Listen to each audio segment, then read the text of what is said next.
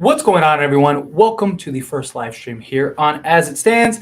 Anybody that's watching this after the replay, I really appreciate it. Thank you so much for taking the time out of your day to sit here and listen to me. That being said, we'll jump right into it. So, obviously, all of the chaos going on with Kyrie Irving and just everything that goes into that. It's going to be interesting to see how this plays out. Realistically, I think it's going to happen. I think it's a matter of when, not if. But of course, as always, I want to hear your thoughts and opinions. But when it comes to this trade, the Lakers are being smart by just riding it out, taking their time. They're only competing with themselves, and we have between now and September to really get this deal done. You have time before training camp, all of those things. So why rush it? Why try to end up underselling yourself by trying to just push it? And I understand, like many people, they look at it as like, let's just get the deal done. Like, we need to get the deal done. Let's get it done. And I do understand that. And I do think Kyrie Irving makes us an immediate contender if we get Kyrie. But in the same breath, it doesn't hurt to just see what develops. No team is coming out of the woodworks, right? Nobody's going to just decide tomorrow, like, you know what? Hey, I think I want Kyrie Irving now. Like, it's not going to happen. If that was going to happen, we would have already seen something like that develop, would have already seen something like that happen.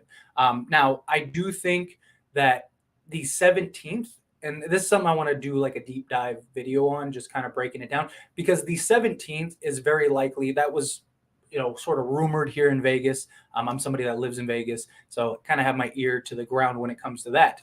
Not anybody important. I'm not some insider or anything like that. But when it comes to like the word going in Vegas, the deal is essentially done. They're just waiting till after the 17th. So if they wait till after the 17th, that's when Summer League is over. Because that's something you got to keep in mind too. We have Summer League, and we're in the heart of Las Vegas Summer League, right? So if they make that announcement, that just rips everything away, right? Because now all of a sudden it goes from the conversation about Chet and all of the draft picks and Jabari and everyone, and it shifts to Kyrie Irving traded to the Lakers and all of that stuff. So that's something we have to keep in mind when we're looking at the grand scope of things, stuff like that. Real quick, just want to say thanks so much. What's going on, Boss George? Appreciate you being here. Just answering questions, talking away. Anybody in the chat, thank you all for being here. I see everyone trickling in here. First live stream here on this channel. Plan on doing many more in the future. But if you have any questions or comments or anything like that that you want me to go off of, please let me know down in the chat. But to continue with what I'm talking about is that I think the inherent idea of what the trade for Kyrie and the Nets and the Lakers, I think that inherent idea of like, okay, this is what we're going to give you, this is what we're going to, I think that's done. There may be a couple like ins and outs and things like that may shift between now and then, but I think realistically both sides kind of have an idea of what is going to happen. What's going on, Gideon? Thank you so much for being here. I really appreciate you. What big trade do you think will happen? So I definitely think at the very least, I think we get the Kyrie Irving trade, and then I think we get the potentially Donovan Mitchell trade. So it is being reported. I'll make a full video about it tomorrow. It's kind of late to post the video, and by the time I record and everything. But when it comes to the Knicks, supposedly they are in the midst of talking to the Utah Jazz about potentially trading for Donovan Mitchell.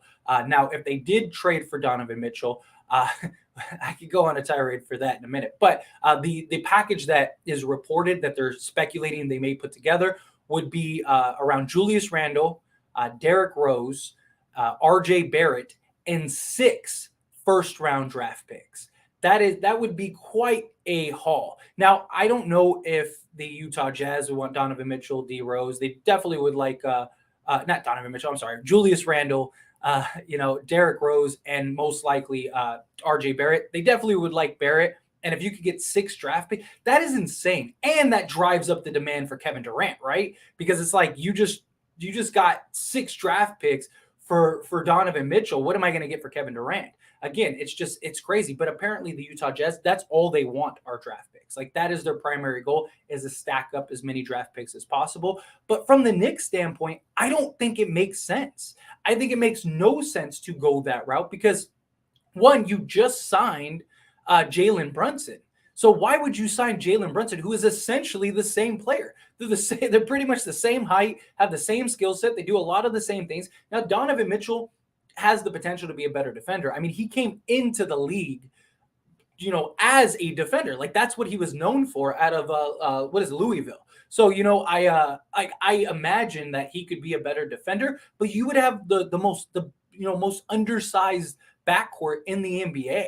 And yeah, you have two guys that can score at will, but can either side, like who's going to be the more dominant one? Donovan Mitchell has been the guy for so long, had the ball in his hand, everything like that, right? And then you had Jalen Brunson, who he was the guy that, yeah, he played off of Luka, so maybe he can make that adjustment, maybe he can make that change. But I think overall, I think it's a silly trade. I have no idea why the Knicks would want to do that. Like, why not be patient, wait, let Donovan go somewhere else? You have Jalen Brunson, unless you just really don't believe in Brunson.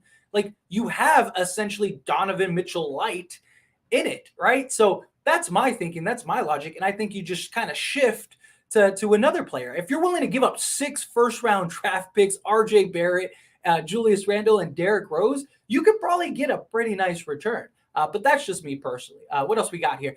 Chris Brazy, love your music. When do you think I think you mean Kyrie trade will go down before July is over? So I actually think, and again, it's all just speculation. Take this stuff with a grain of salt. But I think it's going to happen after the 17th. Like I said, word here in Vegas was that the deal is already done and it was going to happen on or around the 17th. And the reason the 17th makes sense is because the 17th is the day that the summer league ends. So if you're the NBA, you don't want them to make that announcement. You don't want them to make it official. You got to remember, anything before it gets official, it has to go through the NBA first. So they're not going to make anything official. And the NBA right now, all the talk is summer league, right? And Chet and Jabari, and just what is going on and all the big highlights and stuff like that. As soon as this trade happens, all of that shifts. None of that matters anymore. Nobody cares about summer league anymore. It all becomes about like the Kyrie trade to the Lakers and what happened to that. Is Kevin Durant next? Like all of that stuff. So I imagine that it's likely going to be the 17th or sometime shortly after. Again, could be completely wrong. It's just a thought based on what we've seen, and it does make a lot of sense. But Knicks are desperate enough to do it. I agree. I really do. I think that this sounds like a desperation trade to me. It really does. Same thing the Panthers and Browns did with Baker Mayfield. A standoff, but somebody eventually gives in. Yeah. I think that's exactly what's going to happen. I think sooner or later somebody's going to cave. Do you see a trade with the Knicks, Nets, Suns, Jazz, and LA? It's possible. I think any trade for Kevin Durant is going to be a multi-team trade. I think any way that you're going to trade for Kevin Durant, I just think that no individual team has enough pieces to make the trade actually work. And so I think very likely what's going to end up happening is you're going to have probably a 4 or 5 team trade. That's what I think is going to ultimately be the result here. But I as far as like LA Jazz, like I mean, you could have the interchangeable parts. The problem is that the Knicks, the Nets, they would both probably want Donovan Mitchell, right, for any trade if that's involved. So I don't know if you could include the Knicks and the Nets, but I could see Utah, LA, Brooklyn, and Phoenix definitely being involved, and likely the Indiana Pacers. And the reason I throw out the Indiana Pacers is because the Indiana Pacers, they want Ayton. The Nets, they don't want Ayton, so you kind of have that like, oh, here we'll take Ayton, you can have Miles Turner, and you get what I'm saying. So I think that is a real possibility. Personally, it would be stupid to trade for the Knicks to trade RJ Barrett. Yeah, I agree. Like I said, this feels like a desperation trade to me. And who knows? Maybe they don't. Again, this is just the initial reports that are coming out. That it could change tomorrow. But the as soon as it was announced, the report was that it was RJ Barrett, Julius Randle, and Derrick Rose plus 6 first-round draft picks. Like that is insane. That is a lot. And I understand the Knicks, they have like 22 picks over the next 5 years, so they could lose 6 draft picks and they still have a ton. But like what again? this is my problem. And I said this in a video like a week or two ago now. Like, what is the New York Knicks direction? Like, what is your identity? What is your team? To have two undersized guards that can't play defense that do the exact same thing? Like, it doesn't look like the Knicks have any direction other than let's just put two stars together. And what two stars can we get? Oh, this one and this one. Let's put them together and make that happen. Like let's just be. It just seems like a play to be relevant to me. That's all it seems like. It doesn't look like it's a play to actually be better and improve your team. It looks like what can we do to be relevant and get people talking and excited? Oh, let's go get Jalen Brunson. Oh, let's go get Donovan Mitchell. Like, look, we're trying to do something. Now, if you get Donovan Mitchell and keep RJ Barrett, maybe you do that. And then you kind of then you'd still have 16 picks and RJ Barrett to kind of work out another deal and maybe go get another star. But I don't see Mitchell and Brunson working. I don't see that working out. I think that's going to be an absolute disaster. Is Westbrook washed? Personally, I don't think so. I think Russell Westbrook is still that dude. I think Russell Westbrook still has all the potential in the world. I think he's a guy that, as long as it's not on the Lakers, I think he's going to absolutely ball. But yeah, let's go on a little Westbrook rant for a minute because here's the thing. Westbrook is not without fault. I'm not trying to say he was like the perfect player last season, but Frank Vogel did nothing to help him succeed. I mean, how many times did we see Rondo, Westbrook, and LeBron on the court at the same time? And then they traded Rondo. And then how many times do we see THT, Westbrook, and LeBron on the court at the same time? Like, that should never even be something. That shouldn't even be something that you try to do. That shouldn't even be a sample. Like, there should be no play. And they played heavy minutes together. Westbrook, the whole reason you traded for Russell Westbrook was to put less strain on LeBron James and have Westbrook run the show when LeBron's not in the game. They almost never played separately. And I understand you need to build that community together and have playing time together and stuff. But like the whole point of you going and getting Westbrook was to have a guy that when LeBron misses games or sits on the bench, you have a guy that can run for you and pick up the slack. And we saw Westbrook on the games that he didn't have Davis and he didn't have LeBron. He was a 30-point triple-double guy. And I feel a lot of people have recency bias as well. Because if you look like a year ago, he was a 30-point triple-double on the Washington Wizards. And him and Bradley Beal with a bunch of nobodies led the team to the playoffs. Like, yeah, it didn't work out, but I mean, they shouldn't even have been in the playoffs. Yet the two of them were able to lead them to a playoffs. My point is that I think Westbrook has it. I just think he was in a bad situation, on a bad fit, had a coach that gave him no opportunities to succeed or do anything beneficial. I think it was an absolute mess. And I think honestly, if we end up having to keep Russell Westbrook, I think it can work. I don't know if it'll work to the point where we win an NBA championship, but I think it could work enough to where you're at least a playoff team. You're scary. Anthony Davis is the key regardless. But I think with the right sets, the right lineups, the right intervals, like if you tell Russell Westbrook, like, hey, you got, we're going to start you. We're going to start you 5 minutes. Then we're going to, take you out, or we're going to take LeBron out. And then you have 5 minutes a quarter to just go off. Whatever you want to do, it's the Russell Westbrook show. I guarantee you that dude would get you probably a 25-point triple-double night in and night out. Like, if he has 15 to 20 minutes to himself, nothing else. You don't have to do anything. Just all I need you to do is just go out there and be Russell Westbrook. LeBron's going to sit and it's your show. That's what we're going to do. I guarantee you Westbrook would go and just have monstrous games. So I do. I still believe in Russell Westbrook. I just think he's in a bad fit on a bad team that just doesn't work. I don't think the Lakers are necessarily a bad team. I mean, last year they were, but I just think it just doesn't work with him given the circumstances he's in. But that's me personally. I say Kyrie to the Lakers, KD to the Suns, Mitchell to the Heat. Bold prediction, but time will tell. So I definitely think Mitchell has a lot more potential to go to the Heat than anybody else. I think Kevin Durant is a pipe dream for the Heat just because they don't have a lot of assets and, they don't have a lot of contracts. And then they have a bunch of really bad contracts. And that's kind of my concern. But I do think that I do think that Kyrie Irving's going to Lakers for sure. I think KD to the Suns is the most likely scenario at this point. But we'll kind of see. But I do. I don't think you're too far off. I do think Mitchell is potentially more obtainable for the Heat, but not if the Knicks package is true. If the Knicks package is true, nobody's getting Donovan Mitchell but the Knicks. The Utah Jazz would be silly not to take that deal. RJ Barrett and 6 first round draft picks.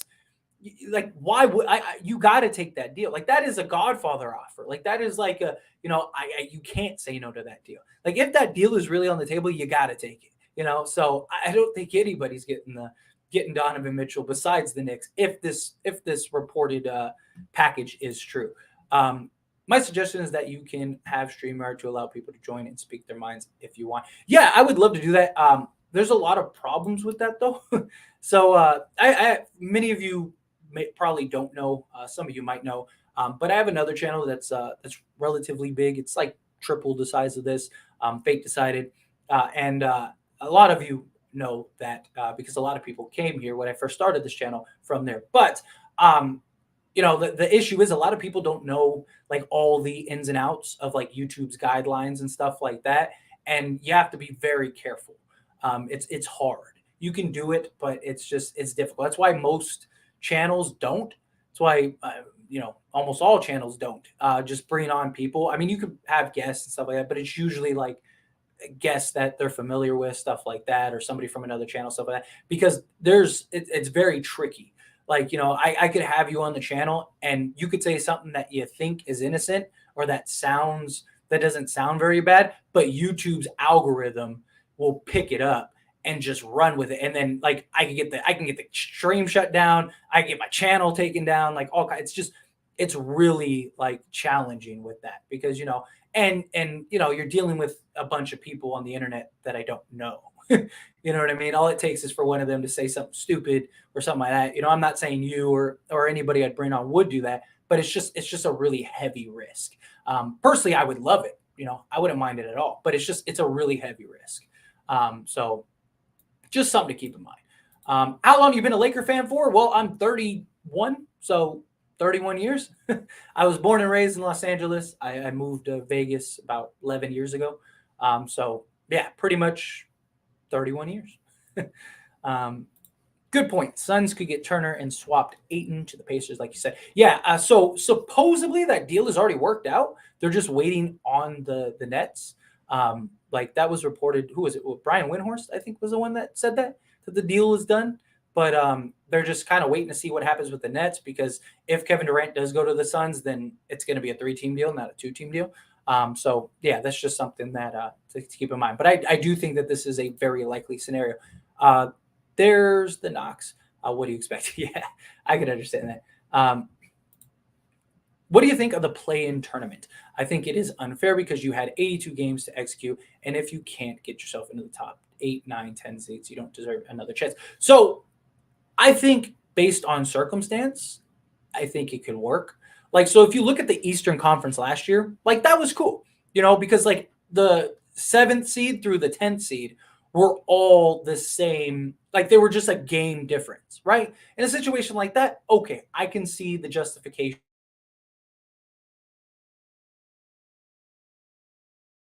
I can see you, making that justification, but like when you look at the West last season, you're talking from the 7th seed to the 10th seed was an 8-game difference. From the 8th seed to the 9th seed was a 6-game difference. Like to me, like that isn't fair. You had a team like the Clippers who had more injuries than anybody. Like their 2 stars were out. And again, I'm a Laker fan, so I could care less about the Clippers. But if we're being fair and we're being honest, like a team like the Clippers got completely screwed. And that happened. That's going to happen more times than not because you're going to have a team that, or let's say you have a team that gets injured, something like that. And then they make it to the play and say, somebody else gets injured and you lose that game. Or you just have a bad game. Like it happens. Like teams go on like 2 or 3 game stretches where they don't show up. It doesn't mean they're not the better team. It's just the NBA, right? So that's a big concern. I understand that it's just more basketball, and I'm not going to complain about more basketball. And I do think it makes sense for ownership. I think it makes sense for, just everything except for the players, right? I think the players are the ones that have to suffer because you play an 82 game season and that like there's no incentive anymore. Like, yeah, there's an incentive for like the bottom dwelling teams, like the teams that are like fighting for the 9th and 10th seed. But in reality, it's like, what is the benefit of killing ourselves to go be the 7th or 8th seed?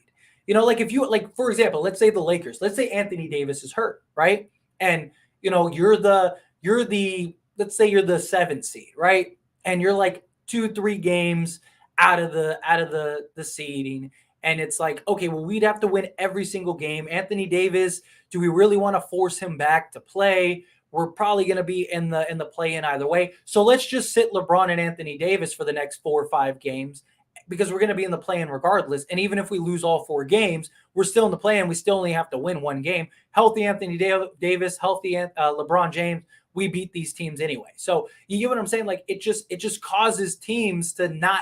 Yeah, you have incentive in some teams, but you lose incentive in others because it's like, why am I killing myself to make the playoffs to be a 7th or 8th seed? Like, I might as well just kind of coast. As long as I'm in the 7 to 10 range, I'm good, right? So that's my problem. Appreciate you, Christian. Thank you. To get into the playoffs, yeah. Don't deserve a chance to get in the playoffs, yeah. Will the news come after the 17th if it happens or after? Yeah, so I don't have I'm not some like insider or anything. I'm just some dude on the internet. But I do think that it makes sense after the 17th. Like when I saw that report and I talked about it and it said the 17th, that made it a world of sense to me because Summer League ends the 17th, right? So why would you make the announcement before Summer League ends?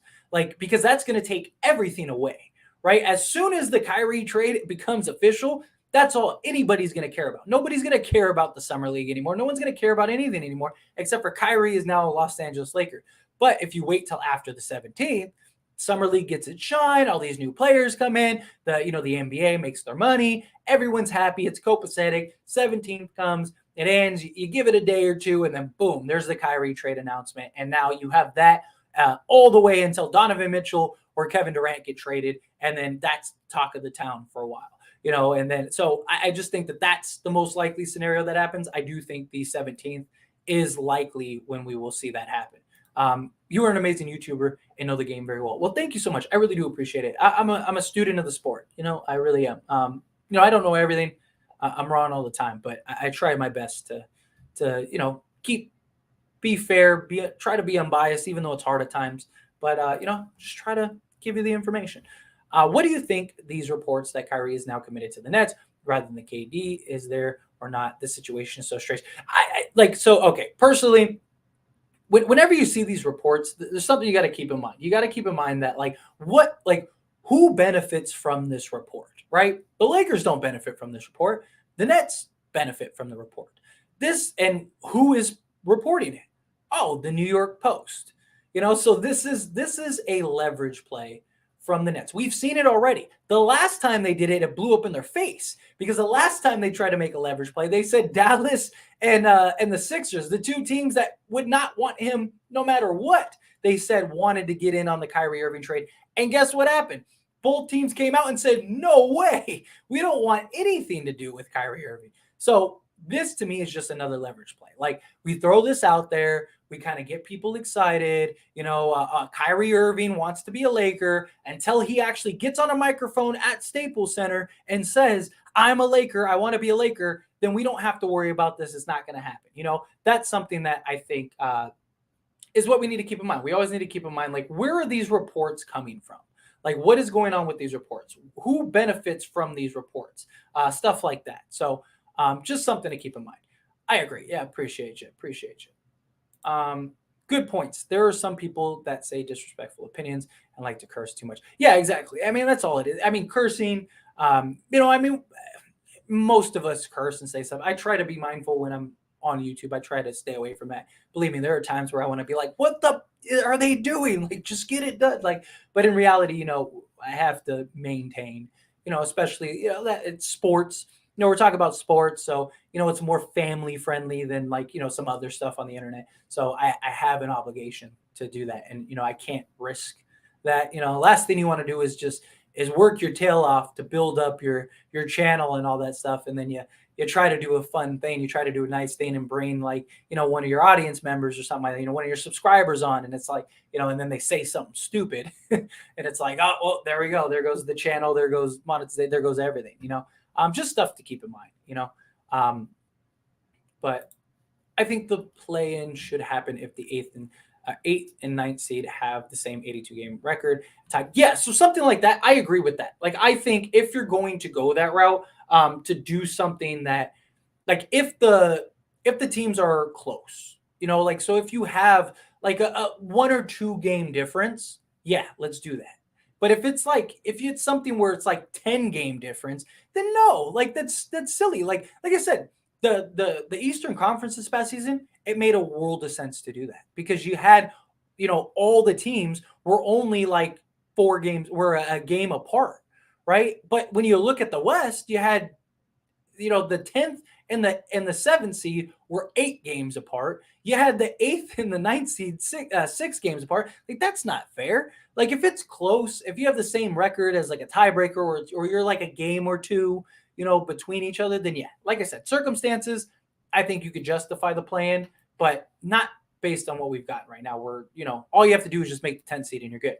I think they should just do a 1 to 16 best teams, no conference. It would really shake things up, and best squads to play. Yeah, so I actually agree with that. I actually love the idea of something along those lines, a 1 through 16 play-in, conference. The problem is travel, and that's something that they've always talked about. Like when they've brought this up, because they've explored this on several occasions, but you got to think about the travel becomes very challenging. Like, so like for whatever example, like let's say the Lakers play, Boston in the first round, and so they're traveling back and forth, and then now they have to play whatever, Milwaukee, and it's like you're going back, you're adding up all of these mileages, and it becomes another obstacle to overcome, if that makes sense.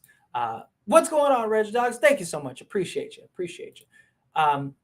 Would it be crazy if KD, Kyrie, and Spider Mitchell get crazy on the same day? I don't think so at all. I actually think it could be a possibility. I wouldn't be shocked at all if Kevin Durant and Kyrie are traded on the same day. Like if that announcement happens at the same time, which, a lot of the reports say that the Nets are waiting to trade Kevin Durant before they trade Kyrie. So if if that's true, then it's very likely that they trade them both at the same time.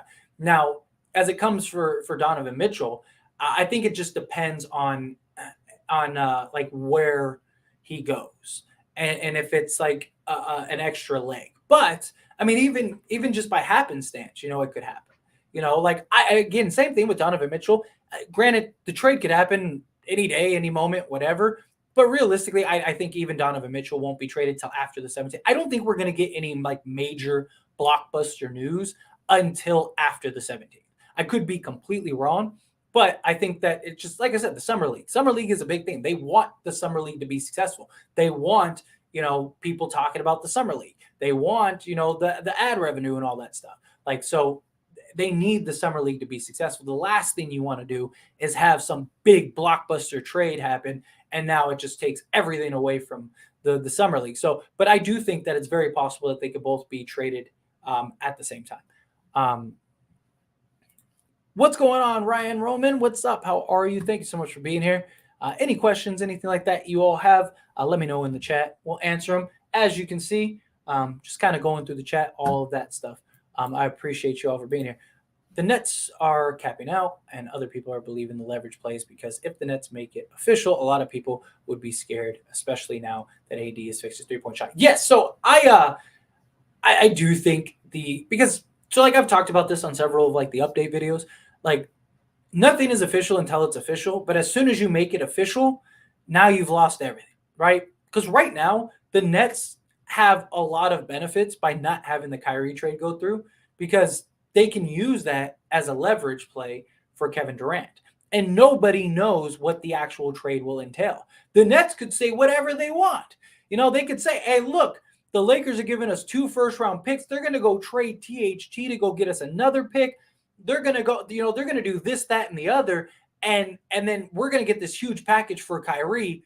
And, so do you want to trade for Kevin Durant? What do you think Kevin Durant's trade is going to be? Not just that, but you also have like a team like the Suns you can go to and say, hey, look, like the Lakers, they're getting Kyrie Irving.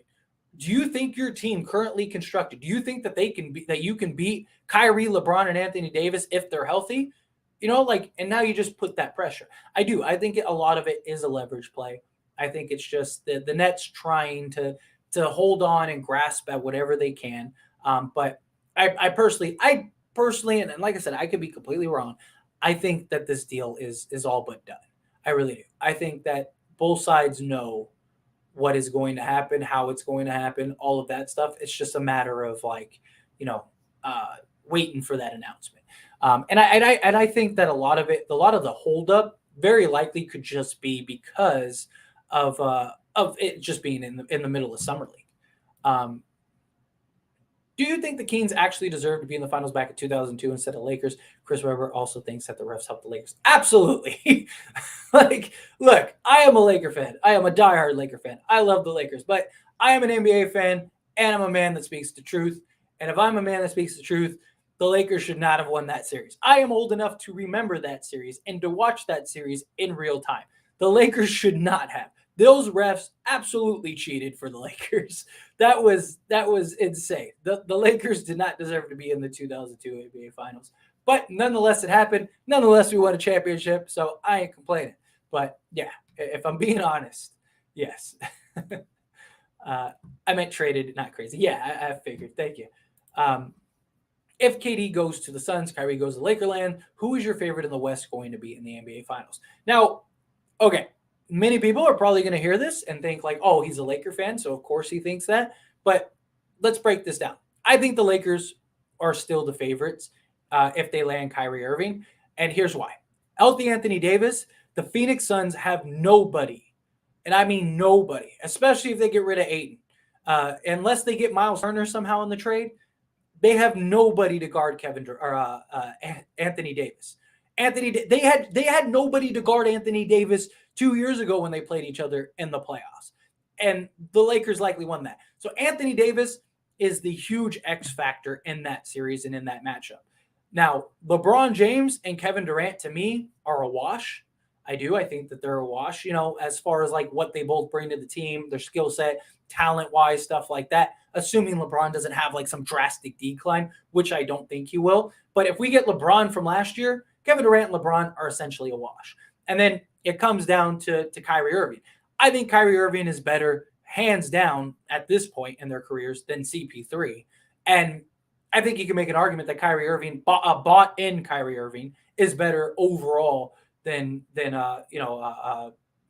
Booker. Sorry, I blanked on that for a second. So personally, I think the Lakers are the mismatch. And even if you just look at the big threes, right? You have the big, so you have, let's stack it like this. Like I said, Kevin Durant, LeBron James, wash. But let's just say for argument's sake, let's say if we scale them 1 to 10, right? So let's say, Kevin Durant is a 10. Let's say LeBron is a 9, right? Okay, we'll move on to CP3 and Kyrie, right? Kyrie is about an 8 to CP3 6 at this point with health, things like that, and just skill wise. So Lakers have the edge. Now let's move on to Devin Booker and Anthony Davis. Anthony Davis is about a 10. Devin Booker's about an 8. So I just think the Lakers have an absolute mismatch. And I think if it came down to like those two teams, I think the Lakers would win. But look, if Kevin Durant, look at it like this. Kevin Durant goes to the Suns and Kyrie goes to the Lakers. What a Western Conference this playoffs is going to be. I mean, think about it. You're going to have the Warriors. You're going to have the Suns. You're going to have the Lakers. You're going to have the Clippers. It's going to be just a war. And I am excited for that. I really am excited for that. I really hope this happens. I really hope KD goes to the Suns, and I really hope Kyrie goes to the Lakers. Whether the Lakers win the NBA championship or not, I just want to see those playoff matchups. I mean, it'll be absolute juggernauts. And the thing is, teams like the Lakers and the Clippers, most likely, most of those teams, they're not going to be trying to fight for the 1 or 2 seed. So we might get them in the first round. Oh man, I can't wait for that. Seriously. Shaq and Kobe were the best ever. The Kings made it interesting, but the Lakers only lost one game in the whole playoffs. Nobody has ever done that, not even Jordan. Yeah, but I mean, so he's talking about like the previous year, like in 2002. Like I mean, that was like, if we're being honest, the Lakers had a sixth man out there on the court for sure. um, I don't believe the reports that Kyrie Irving will play with the Nets with KD or without. Yeah, I don't believe that for a second. I think that is just a complete smokescreen. I think it's a leverage play. The whole reason that they went to the Nets was to play together. I could see KD playing there without Kyrie, but I just don't see Kyrie wanting to do that. Although you can make the argument Kyrie's home, right, from Brooklyn. He wanted to go to Brooklyn because he was home. But I think that relationship is just destroyed. And so I do. I think that was nothing more than a leverage play by the Nets to try to get a little more out of Kyrie Irving. Excuse me for 1 second. But yeah, I think I think that's what it is. I think it's just a full leverage play. I don't buy that report for 1 second. And here's my problem. Okay, let's say it is true. That report had no real source. It didn't name a source in the report, and it goes completely against every reputable, media sports person out there. Everybody said the exact same thing except for this random anonymous source. Like, and it's funny that the timing for it comes in right when they make, like, right when there's the report that both sides are at a standstill. Like, I just think that is nothing more than a leverage play personally, but that's just me. If Spider goes to the Heat, who do you think wins the East? Ooh, if he goes to the Heat, I think that they have a real shot. I mean, Jimmy Butler single-handedly almost took them to the NBA Finals. He was an in-and-out basket away from taking the Miami Heat to the NBA Finals. So I do personally think that it's very likely that the Heat could come out of the East, but I think that that's tough too. I think that is, I mean, that's kind of a juggernaut too, because I still think Milwaukee, you can make an argument, is better than Miami with Spida. I think Boston got a lot of experience, and I think that that's really going to help. Sixers, I don't really have a lot of faith in the Sixers, if I'm being honest, but if you get Houston Rockets, James Harden, that team might be scary. So I do think it's tough, but yeah, I mean, I'd give them a real shot to come out the East. You were very objective too. I hate it when people are biased. No, well, thank you. First off, thank you. I appreciate that. Secondly, yeah, it's hard. Believe me, it's hard. Like, especially when I'm talking with stuff about the Lakers, like, I really want to, like, be biased at the time. Even like, so I started the other channel, As It Stands, Lakers, which I actually have a link in this video, I believe. If you're not subscribed, I'd appreciate you heading over there and subscribe. Yes, I do have a link in this video. It's in the description of this video. So again, if you want to subscribe over there, it'd mean a ton to me. I'd love to get that monetized too. So I need to get to 1,000 subs. We're halfway there.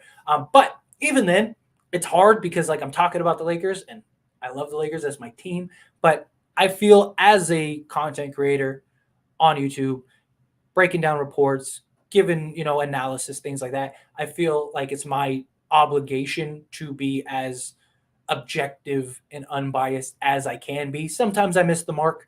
I'm sure if you've seen enough of my videos, you've probably seen things where, I might get a little too excited over something, but for the most part, I try to remain as even kill as possible. Chris Webber, the refs didn't miss 13 free throws in Game 7 at home. That is a very good point, but I mean, come on, man. Like, don't get me wrong. They bought into it too, but momentum and everything else really shifts. You got to keep those things in mind too. Like, when you think you're going to win, and then it is clear that the refs are one-sided, and you got to remember, this was at the time when Donahue was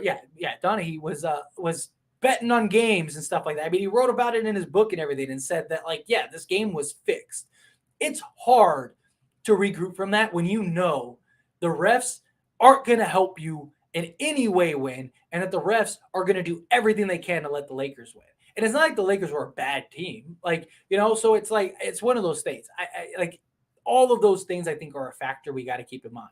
Like, when it comes to that, like, they believed they were going to beat the Lakers until the refs got involved. And then it just became a completely different thing. But And Devin Booker is soft. He doesn't like double teams and have young players like Sano Anderson and can get his head.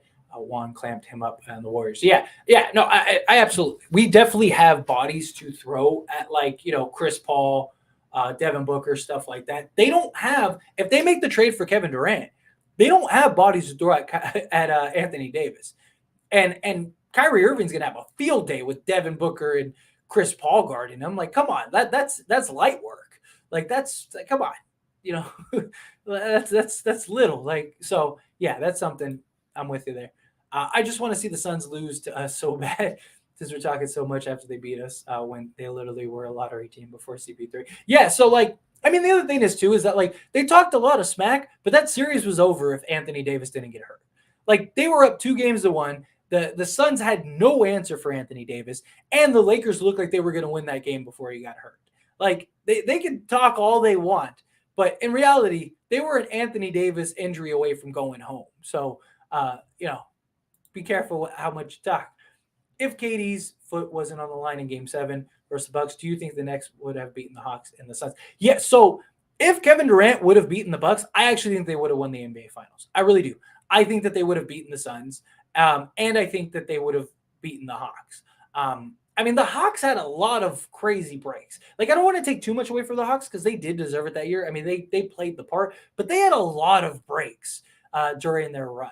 I think the Nets would have sent the Hawks home probably in like 5, and then I think they would have beaten the Suns. I think the Suns series would have been closer than the Bucks series, but I do think that the Nets would have pulled it out. I just think that, again, I don't think the Suns would have had an answer for Kevin Durant, and I think you would have had Kyrie Irving very likely just running through everybody. James Harden at that point would have had more time under his belt with the team. Maybe more opportunity to recover from injury, stuff like that. So I do think it would have been a different outcome. But that's just me. I wouldn't mind Kyrie Irving and Pat Bev on the Lakers. I wouldn't mind at all. Like, so if we end up getting Kyrie Irving, then I do think that Patrick Beverley makes a lot of sense. If we don't get Kyrie, I don't think Pat Bev makes sense unless, like I mentioned in the video I posted earlier today, if we end up getting a deal where, like, we get Pat Bev and we get, like, let's say a first round pick, because very likely you're trading THT. That's probably the only way you're going to get there. And you're giving up a young guy, right? You're giving up a 21-year-old to a team that's rebuilding and trying to blow it up. So we're taking on a 34-year-old. You got to imagine there's got to be something else attached to that. I don't see the Lakers trading THT straight up for Patrick Beverley. But in the same breath, would Utah want to give up, like, a pick? They don't have to give up one of theirs. They could give up, one of the many picks that they acquired. But do they want to give up, like, say, a Minnesota pick in that trade? If they can, and you can take that pick, and now you have, 2 other picks. And so now you have 3 picks, 3 firsts, and you still have, Kendrick Nunn, stuff like that. Like, and you can kind of use that as leverage to maybe go get the Kyrie deal done. Or you could use that to, like, maybe get the Miles Turner and Buddy Hield deal done, something along those lines. Then, yeah, I think you definitely do it. Do you think KD took the easy way out by joining the Warriors and forming a super team? OKC at the time had Westbrook, Harden, Ibaka. I believe they would have made another finals if KD stayed. Well, at that time, they didn't have Harden. Harden left after, 2013? When after they made it to the finals, and then they didn't want to pay him. But that team, that OKC team, was still really good. Like, and they should have made it to the finals again. Like, they really should have. I think Kevin Durant just wanted to get away from Russell Westbrook at that time. I just think that he just wanted, like, I mean, he said it himself. He said, I want a team that everyone knows their roles. I don't know what my role is here, and that was a big thing. I think that, yes, in many ways he did take the super easy way out. I do think that. I don't fully knock him for it because, I mean, it's a lot of the same lines as, like, LeBron. However you feel about LeBron. But here's the thing. LeBron didn't become the LeBron James we know today until he went to Miami. And it's because he needed the culture. He needed somebody that could show him what it takes to win. He needed all of those things to be able to become the LeBron James he is today. And that's a big thing. And I think KD felt that same way. I need to go to a team to teach me what it takes to win. This team has the structure, they have the organization, they have the guys, all of those things. He ran his course, and then he tried to go do his own thing. Same thing LeBron did. The only difference is LeBron actually learned from it and was able to lead a team, two teams now, to the championship, where Kevin Durant hasn't been able to do that yet. But we'll see. We'll see how it goes. I do think that OKC team had the potential.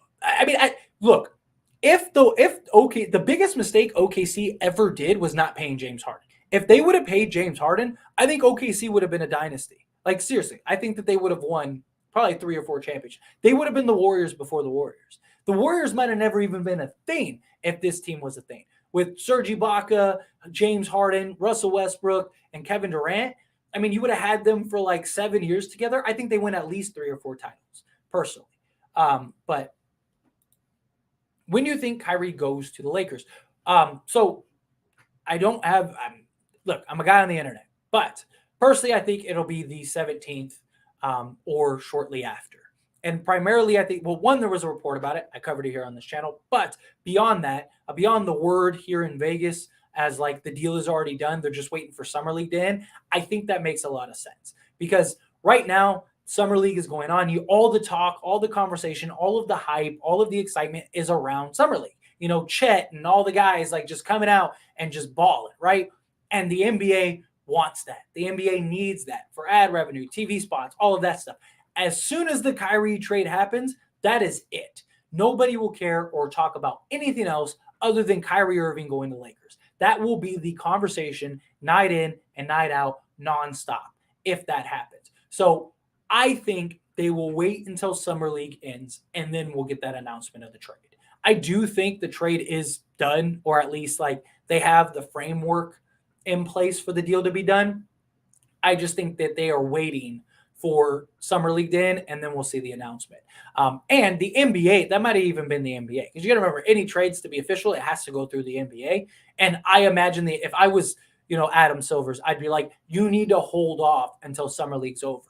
You guys have the deal's done, great. I love it. We'll hold on to the paperwork. We'll get it done immediately as soon as Summer League is over. Like, that's what you would do because Adam Silver needs the Summer League to be successful, needs it to be good. If Butler hits 3, do you think the Heat would have won Game 7? Yes. So I think that would have killed all chance of the Boston Celtics coming back.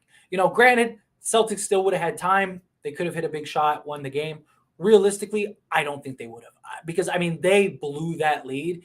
And I think if Butler hits that shot at home, I think that sucks the wind out of them completely.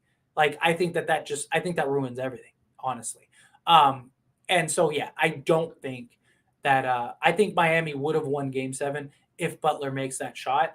I don't think they beat the Warriors. I think that matchup might have been better than the Warriors, but it also depends on what kind of Jimmy Butler we get. Because that dude was exhausted.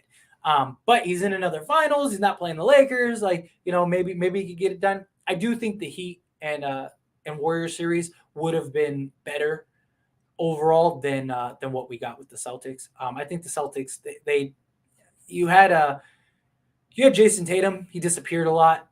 And he just was a no-show for the finals. And I think that is lack of experience and just belief in himself, things like that. But, it's a topic for another day. What about the Heat?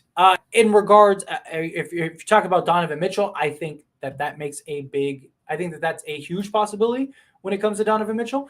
My problem is that what does the Utah Jazz want? And is the Knicks offer real? If the Knicks offer is real, nobody is getting Donovan Mitchell but the New York Knicks. The New York Knicks reportedly are offering RJ Barrett 6 first-round draft picks. 6. And they're also offering Julius Randle and Derrick Rose for salary because they got to match salary and stuff like that.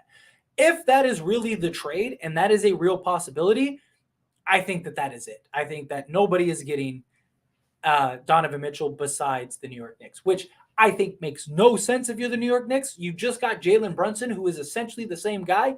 I just think that will be a disaster for the Knicks, but that's just me personally. I just think that this is just like a desperation thing. Like, let's get these guys. Let's be relevant. Let's, sell some tickets, that kind of stuff. Free Kyrie to the Lake Show. Facts. To be fair, CP3 had a shoulder injury in 2021 too. Yes, that is very true. But I mean, the problem is the CP3 is always he's been unreliable in the playoffs, and that's been the problem.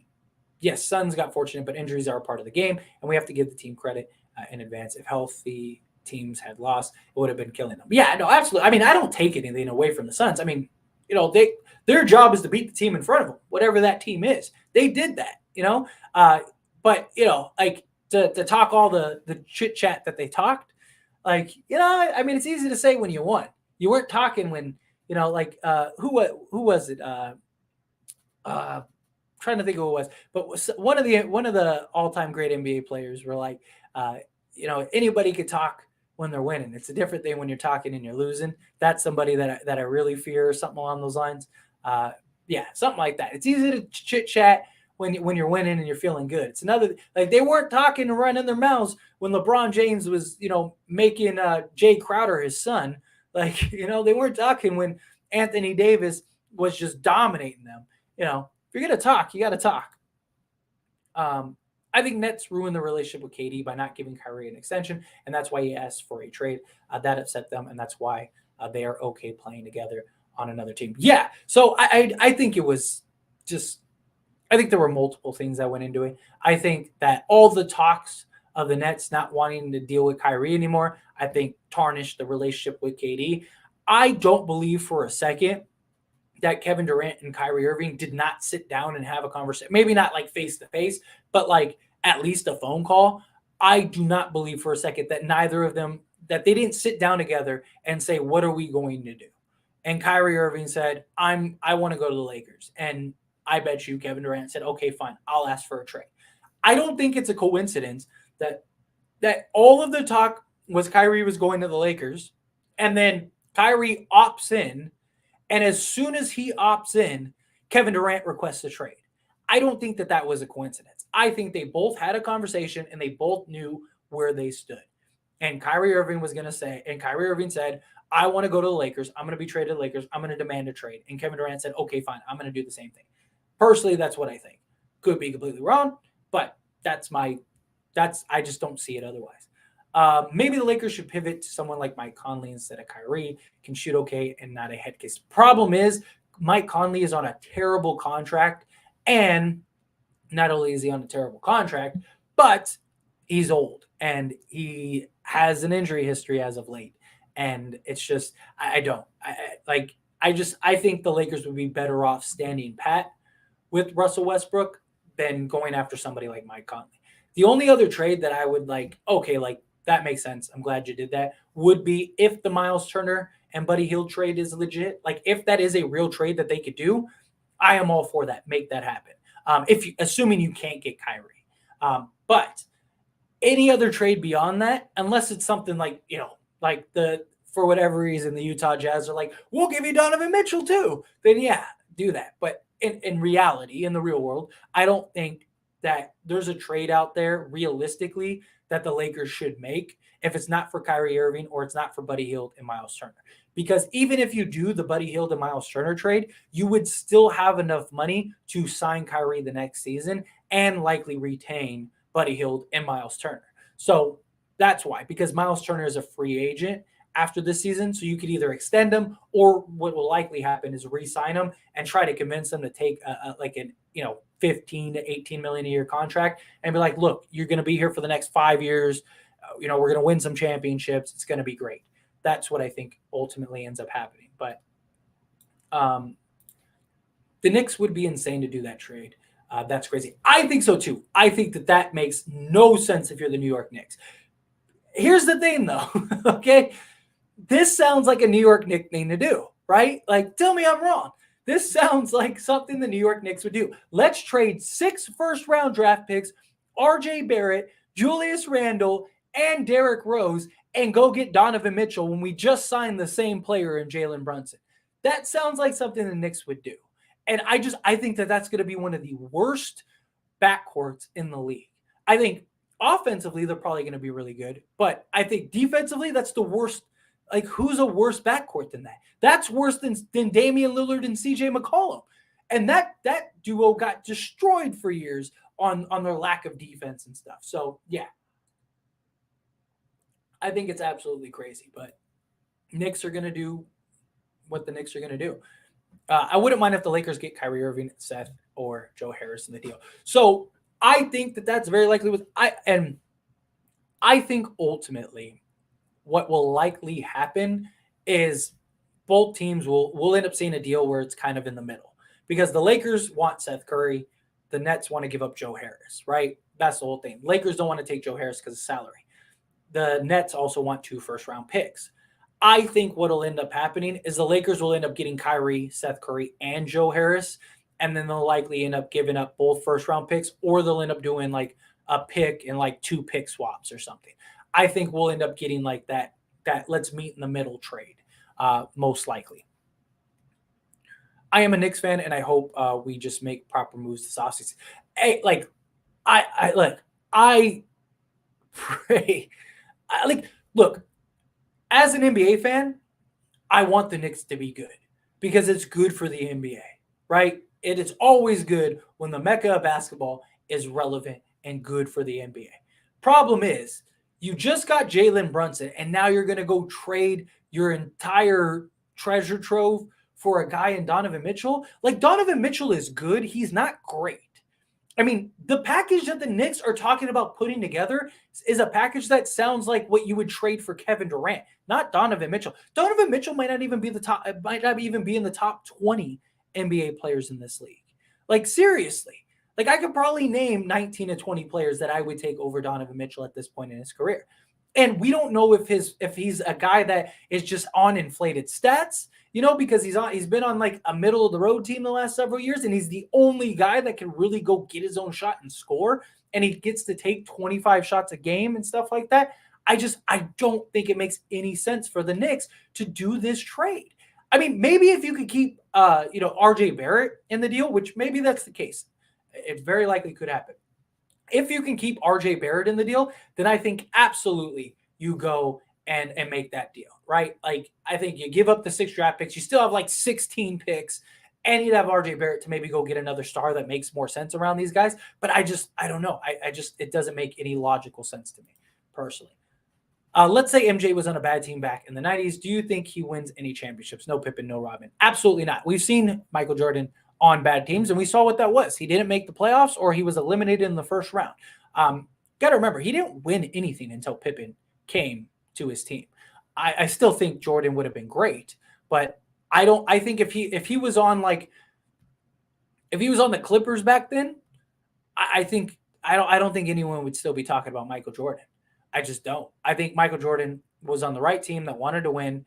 He forced it. I think Michael Jordan either would have demanded a trade and would have been a big thing, or he'd just be that guy that was really great, that Charles Barkley type player. So yeah. If you have to guess, where do you think KD and Mitchell will go? Kevin Durant, I think, goes to the Phoenix Suns, and it's like a 5-team deal. And when it comes to Mitchell, if the New York Knicks trade is legit, that was reported. I mean, it was reported by like Brian Windhorst or something.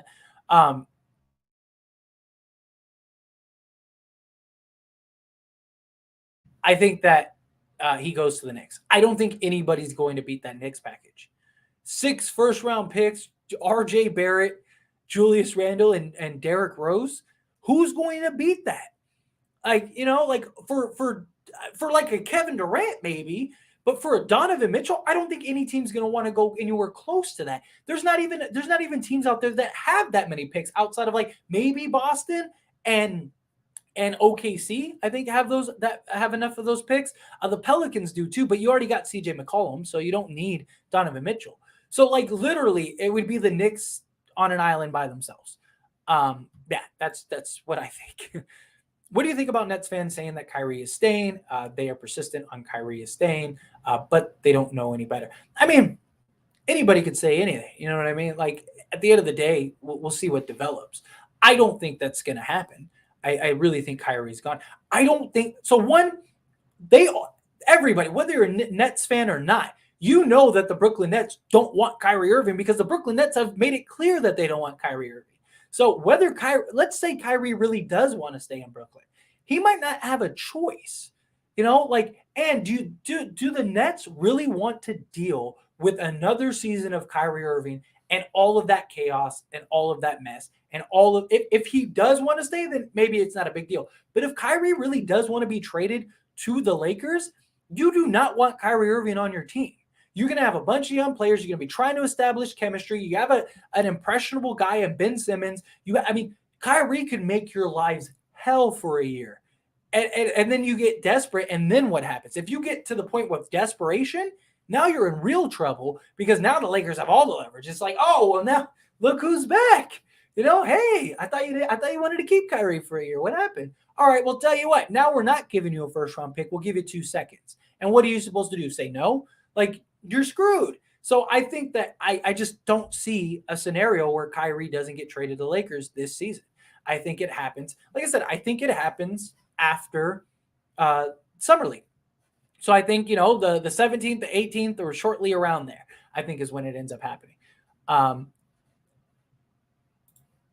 A move New York needs to make is get Mitchell and develop the young guys. Also, we need a rim protector to help Mitch out. Yeah, but my problem so if you didn't get Jalen Brunson, going and get Donovan Mitchell makes all the sense in the world.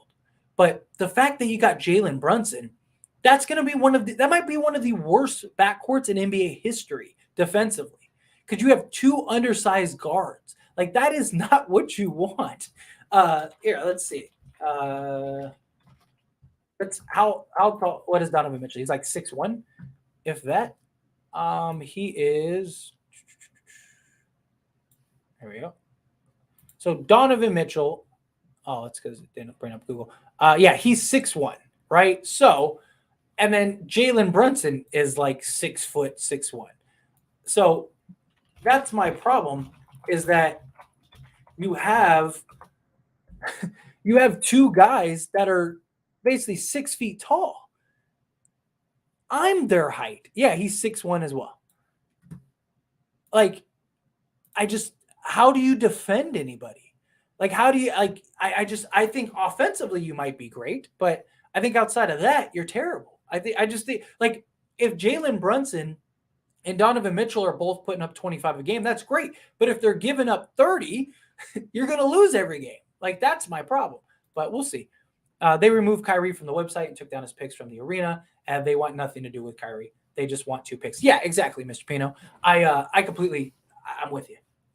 It's a wrap. I think Kyrie's gone. I think that they're pushing for 2 picks. I don't think the Lakers are going to cave. They might. It makes sense. But I think realistically, like I was mentioning earlier, I think we'll see a happy medium. What'll end up happening is either the Lakers will give up the 2 picks and they get Seth and Joe Harris, or because if you get Seth and Joe Harris, then you don't need to make the Buddy Hield trade. So then it's why do you need to keep that other pick? But if they don't end up getting Seth in that deal, I think most likely what will happen is they'll end up getting Joe Harris, and then you'll see something along the lines of 1 first and maybe 2 pick swaps, or 1 first, a second, and a pick swap. I think that'll end up happening. I think they'll find a happy compromise somewhere in the middle. What's going on, Jedi? I appreciate you. Thank you for being here. Why the Lakers don't try trading West for Mitchell. Mitchell is more committed to basketball than Irving, and he has more team mentality. So here's the problem. The issue is that the Lakers don't really have the assets to go get Donovan Mitchell. And 2, even if they were willing to take Westbrook, which I don't think they would be, for a team like the Jazz, who are completely rebuilding, the Lakers draft picks make no sense, because the Lakers picks are 5 years from now, and you're rebuilding. So you want picks that you can get within the next, several years. Obviously, if you're already established and you're great and things like that, and the Lakers suck in 5 years, then yeah, those picks are gold. But in reality, you're trying to rebuild. So you want as many picks right now as you can get to kind of jumpstart that rebuild. So you're not rebuilding for 5 years. Now, a team like the Brooklyn Nets, they can't tank. So they have to trade Kevin Durant for a package that makes them relevant and competitive, right? And then, uh, if they were to do the trade for Kyrie and you end up taking those picks, it makes sense for that because you're going to remain competitive. Worst case scenario, the Lakers are still good 5 years from now, and then it's just more assets, or you just move those picks in a trade or whatever. But if the Lakers suck, then you're basically in a Golden State position to where you got a bunch of really good first round draft picks, and you have a team already that can compete. That's what the Nets are trying to do. But a team like Utah, who are pushing the reset button, they don't want picks 5 years from now. And do they really want Westbrook for a year? Stuff like I don't see how they get there. If we're being honest. But do you think 2K games aren't really that good anymore? I think they've lost a lot of their luster.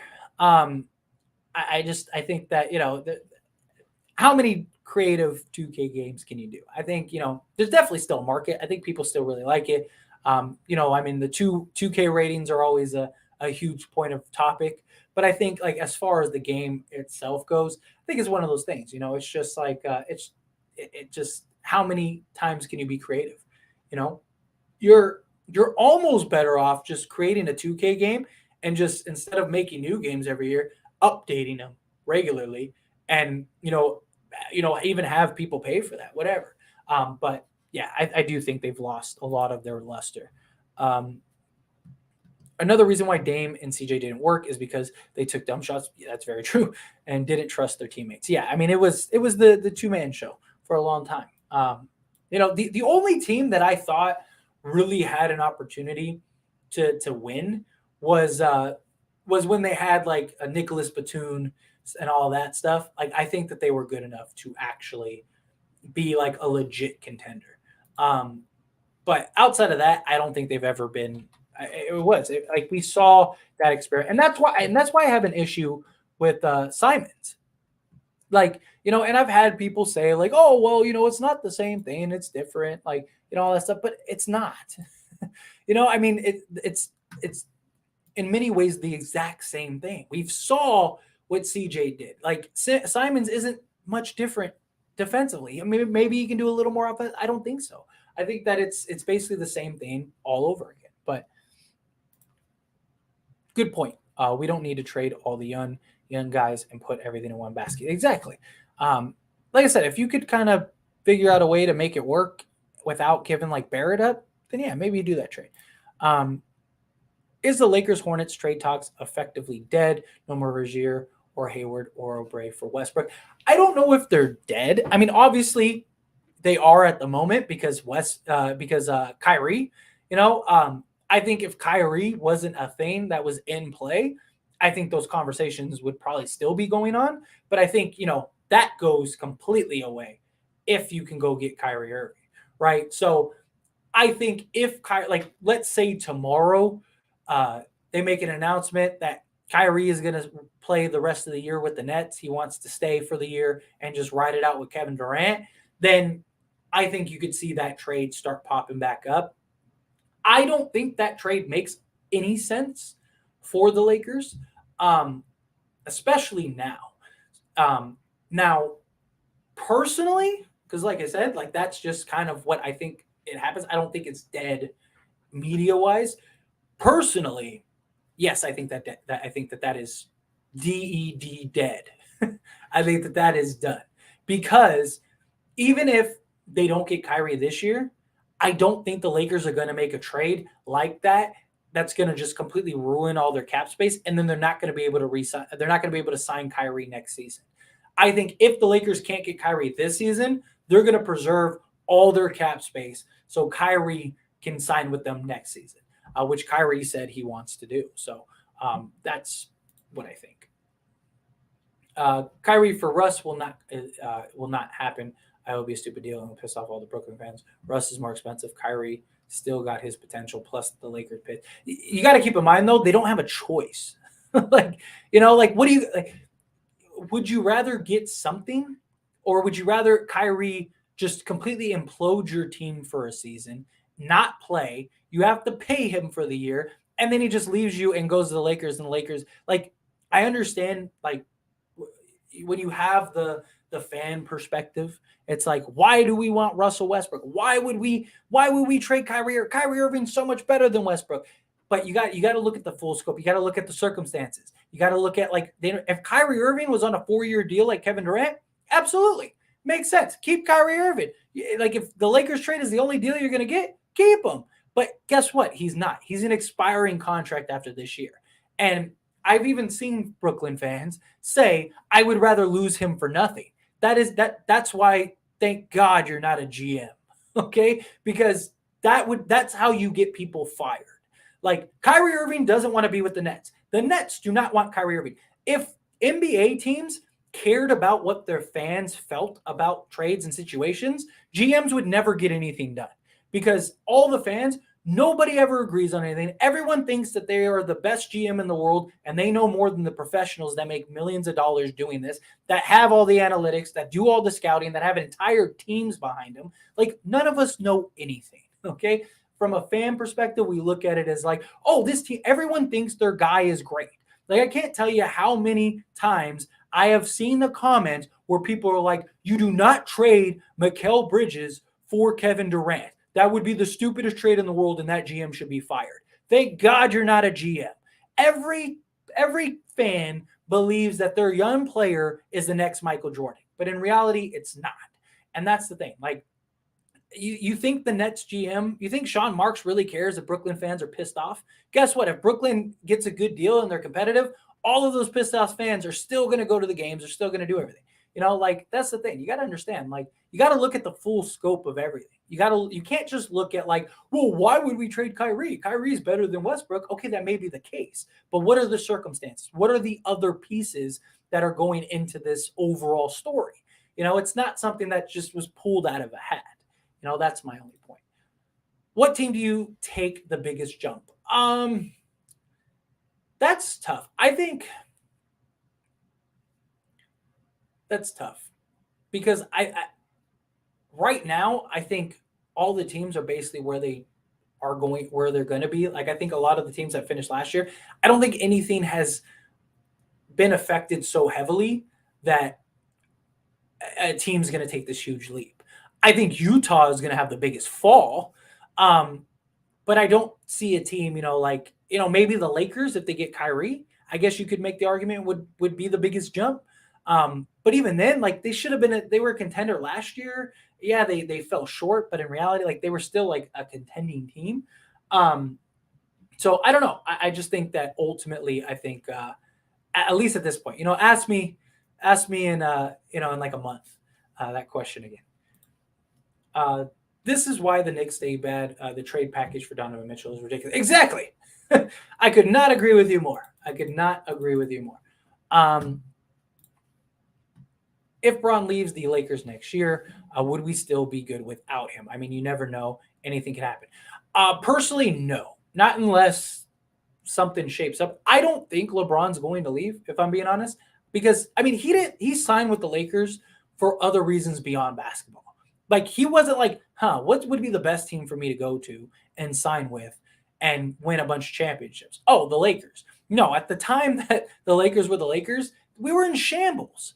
And LeBron went there, and then they made the trade for Anthony Davis, and we won a championship. But I think in reality, LeBron went there for a multitude of reasons. I don't think LeBron leaves the Lakers unless it's to go play with his son or he goes to the Cavs for a year and then retires, so that way he could retire a Cav.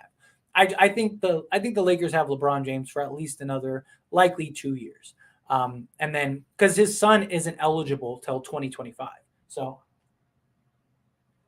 I think they have at least 2 years with LeBron James. Now, if we get Kyrie Irving and we sign and we lock him up to a long-term deal, Anthony Davis and Kyrie Irving is enough to be a legit contender. And be a legit competitor. If they're both healthy and they both buy in, and you'd have like LeBron's money and stuff like that, you could probably make a trade.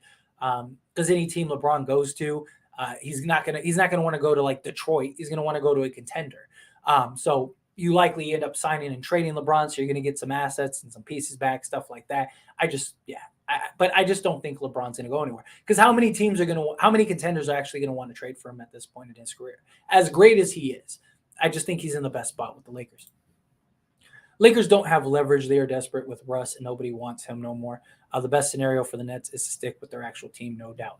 I mean, you could make the same argument for the Nets. No, I mean, the difference is, here's the thing: the Lakers, they have the leverage because you can keep Russ, and guess what? Russ is going to play for you. Russ is going to at least show up.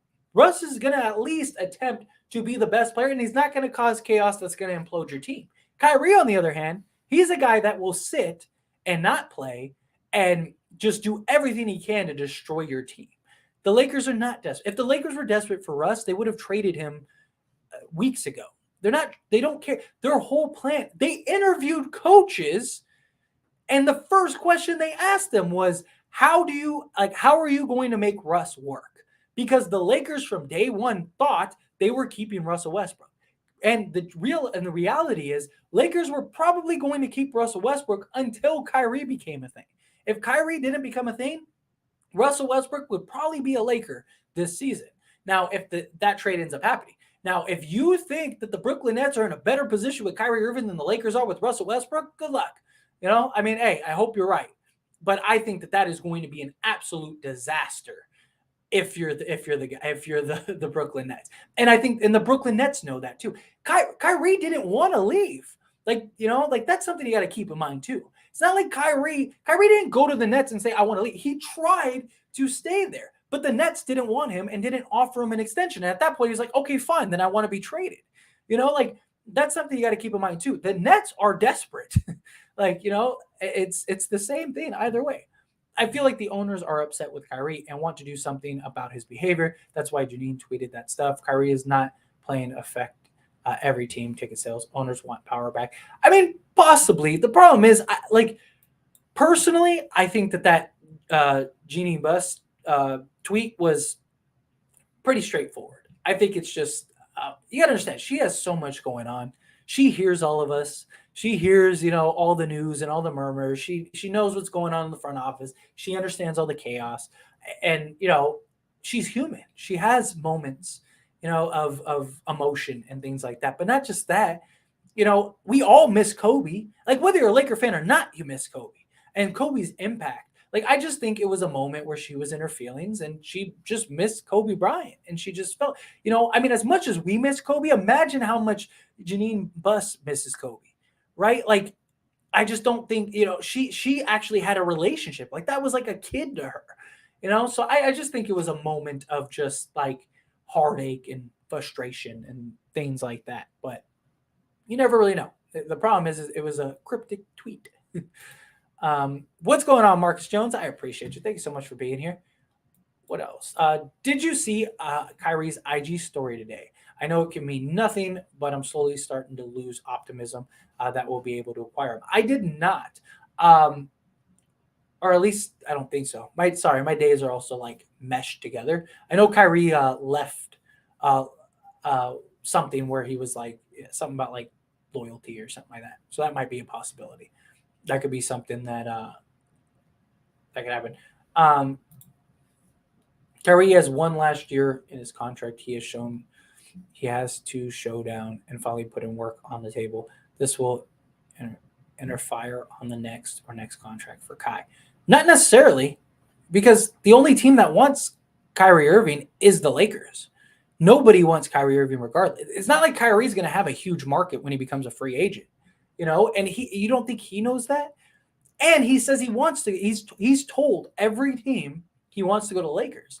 So if you really want to go to Lakers, wouldn't it make more sense not to play?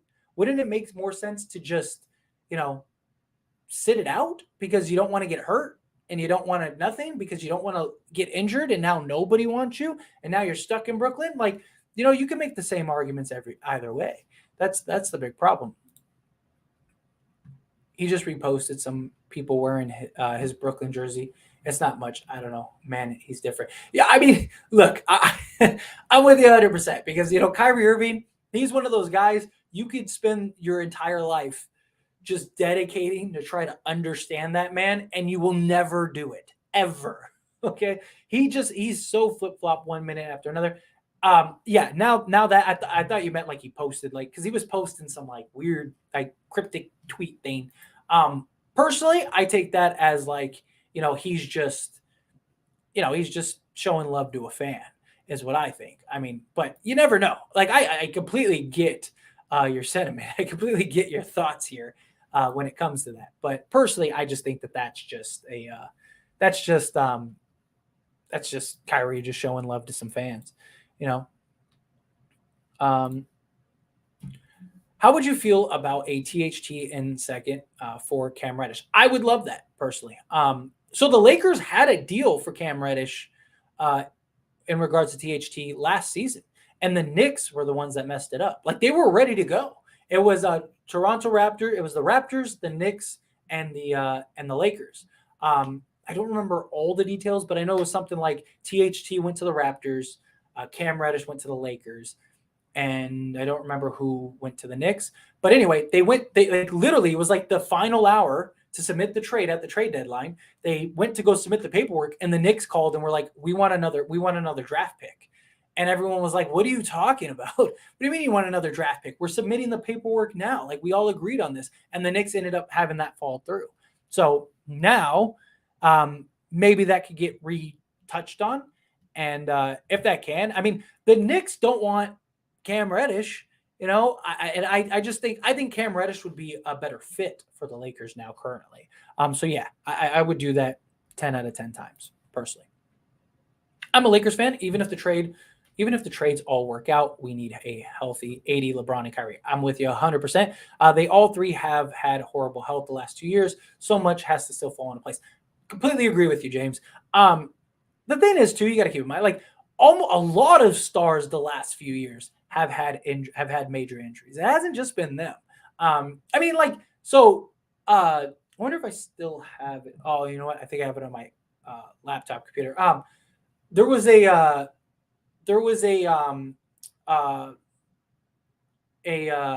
lost my train of thought. The post. There we go. I don't know why I blanked on that. There's a post that showed the games that AD has played and the games that Paul George and Kawhi Leonard played, and AD's played more than both of them. Like, stuff like that. Like, we just, as Laker fans, we just see AD hurt like every other game, and it's like, man, like, it's like, man, you can't stay healthy, you can't play in the game, like that kind of thing. But in all reality, it does absolutely. AD, LeBron, and Kyrie healthy is, in my opinion, one of, if not the best team in the entire league. Problem is, yeah, you got to have them be healthy. And I'm with you. All the pieces have to sort of fall in place for that to happen. Kyrie is a different type of guy. Couldn't say it better myself. Absolutely, he is. I just want to get rid of Russ. It can be any trade, Buddy, Miles, or Joe and Kyrie. I completely understand that. But the thing is, too, you got to keep in mind, like, we don't know for certain if Miles and Buddy are actually legit. If that's something that is a real trade on the table. And I don't want to see them trade Westbrook just to trade Westbrook. Because if you have the opportunity of Kyrie signing next year, then you want to do that. Because the last thing you want to do is you want to trade. So let's say we trade for the Hornets package, right? That has been rumored forever. And you get Gordon Hayward, and you get, Terry Rozier, right? Like, problem is you just locked up all that salary, so you have no chance of getting Kyrie. And if LeBron leaves you, you're in trouble, right? Now you're the Luol Deng situation all over again. Like, that's what you don't want to do. So the Lakers need to be patient. They're doing the right thing being patient. I know it's frustrating. It's frustrating for me, but they need to be patient. They need to see what develops. We still have until September for the off season in, so we still have time. If we get Kyrie, it's the team LeBron was trying to build in Cleveland with Kevin Love. Yeah, facts. An upgrade, like a supercharged version, because you have Anthony Davis. THT plus none in a first for Gary Trent. If that's a possibility, absolutely. So here's the thing. Like, the Toronto Raptors clearly have a fascination with THT because they've tried to trade for him twice. And so obviously something is there for that. And there was a supposed trade package for Gary Trent Jr. sent around THT like last year too, I believe. I don't know if it actually had any legs or not, but I know it was reported on. So if that's a real thing, yeah, absolutely. Absolutely. I would do that. Because, I mean, he's still young. He's still, 23, 24, something like that. So he's still young. He still has a lot of growth. He had more 30-point games than like half of the superstars in this league. Like, so yeah, he's a guy I would get. Kyrie is out of world. If you know what I mean, you'll never understand his Finkel brain. Yes, I'm with you. Gary Trent is not worth it first. I don't know. I mean, he's a young, proven commodity. It's not the Lakers. I mean, you're talking picks. Like, I don't think he'd be worth the first now. But, like, I mean, if it gets you a championship, Gary Trent, he's young. He's 23 years old, 24 years old. He had more 30-point games than James Harden. What was it? It was like James Harden, Devin Booker, Giannis, I think even. It was like there's like a whole list of, like, Gary Trent had more games than, like, half of the superstars combined, like, or something crazy like that. He had a hell of a year. As we told you so, Kyrie posted 2 photos of Brooklyn fans, but that's not the look. Is he in Brooklyn right now? Yes. Does he have fans in Brooklyn? Yes. Is he a guy that loves his fans? Yes. That's not the same thing. Kyrie Irving did an interview with what is it? Hang on, let me see if I can pull it up. I actually just told somebody to look it up the other day. Kyrie did an interview the other day, or like a couple weeks ago, and he was in a Laker jersey, or not a Laker jersey, a Laker shirt, T-shirt. So what does that mean? Does that mean, like does that mean it, like him posting photos of Brooklyn fans does not mean that he doesn't want to be traded. He has fans. He's still in Brooklyn. Like, he's not traded yet. Let's see if I could pull. Oh, it's not coming up. Trenches Basketball. There you go. Trenches Basketball League did a live stream with Kyrie Irving. And in that live stream, the entire live stream, he is wearing a Lakers shirt. So, that's not like, so what does that mean? Does that mean that he's guaranteed to go to the Lakers? No. That to me is more of a sign than him posting pictures of fans. I mean, come on, he has fans. It's not like people hate him. Like, I think I think this is a reach more than, like, Kyrie has said he wants to go to Lakers. He wants to be a Laker. And guess what? During that time, he shows up to an interview in a Lakers shirt. That has more telling. That has more writing on the wall than him posting a fan. If he posted himself in a Brooklyn jersey, like, then maybe. But him posting pictures of fans, come on. If the Lakers find a way to get Kyrie and still have assets left over to acquire Pat Bev from Utah, they might be favored out west. It's such a perfect fit. Yeah, so I actually think it is that could be a real possibility. The question is, like, can you make the Pat Bev trade and end up helping benefit the Kyrie trade, right? So let's say, and this comes down to if Utah really does want THT, the only way you could get Pat Bev, because Pat Bev is making $13 million on an expiring contract, which would be great for the Lakers. But the only way you get there is to trade THT, right? So if the Utah Jazz value THT, then can you get a first out of that? Because, I mean, think about it. Like, we're giving you a 21-year-old with all this potential. You're a rebuilding team. We're taking on a 34-year-old, player. And the market for, like, these kind of guys hasn't been very good. A lot of these guys have just been kind of given away. So we'll take Pat Bev. We'll give you a nice young prospect in a 21-year-old TH2 who's younger than most of the guys drafted this year, and we'll take Patrick Beverley. If that can happen, I'm not saying it will. I'm not saying it could. But if that was to happen, now you have another first to maybe go package and get Kyrie. I could see something like that. KD's still on the Nets. I mean, if I'm being honest, Kyrie and KD could still very well be on that. I don't know if Kyrie would play, though. That's my concern. Like, and I'm sure the Nets have that concern too. But I mean, if we're being honest, I mean, the most realistic thing is that Kyrie and KD are still on the Nets because they're both still signed. The Nets don't have to trade him.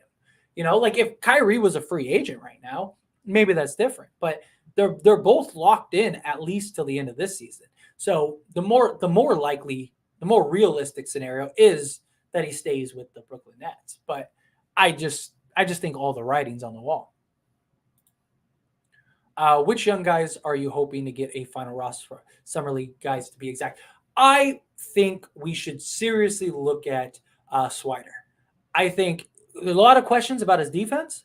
I think, which is understandable, but you're not bringing him in to be a lockdown defender. You know what I mean? He's very likely going to get 10 to 15 minutes a game, if that. And but you have him for a very specific thing. We don't have anybody on this team currently that are lights out 3-point shooters. Now, I think a lot of these guys are going to increase their 3-point percentage just on the fact you have LeBron James and Anthony Davis on your team. And whether you have Kyrie or Westbrook, regardless, you have three guys that can draw the defense and are going to get all the attention. And so you're going to get looks like you've never gotten in your entire career. So I do think that is very likely the case. But outside of Swider, Jay Huff, I wouldn't mind like bring him in as like a third guy off the bench. Kind of let him get some run with the team. Maybe have him play in like blowout games, whether we're getting blown out or the other team's getting blown out, whatever. Kind of just give him sparing minutes. Anthony Davis is going to miss 20 plus games a season, so those games maybe you can kind of give him some little run, a little burn. If we didn't have so many guards, I would say Scottie Pippen Jr. Scottie Pippen Jr. reminds me so much of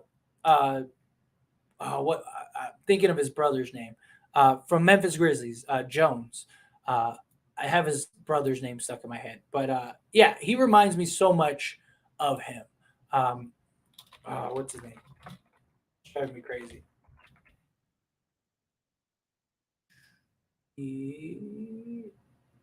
It's not traded. What the other brother's name? Anyway, the one on the Memphis Grizzlies. Yeah, let's do. I don't know why that's driving me crazy. Why isn't it popping up? Anyway, that's the guy that I think Scottie Pippen Jr. reminds me of. But what else we got? Kyrie stating is 80% on bets, easy money.